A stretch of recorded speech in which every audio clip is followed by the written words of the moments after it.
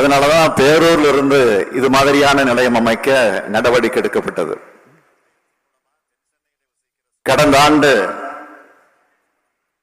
21ஆம் நாள் அந்த நிலையத்துக்கு நான் தான் அடிக்கல் நாட்டினேன்.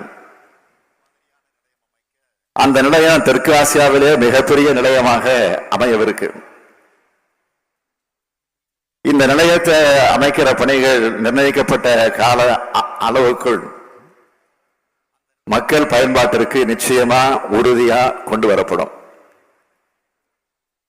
நாள் ஒன்றுக்கு 150 மில்லியன் லிட்டர் உற்பத்தி திறன் கொண்ட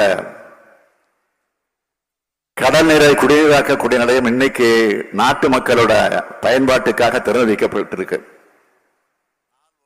இந்த நிலையத்திலிருந்து பெறப்படுகிற குடிநீர் மூலம் தென் சென்னை பகுதிகளான வேளச்சேரி, ஆலந்தூர்,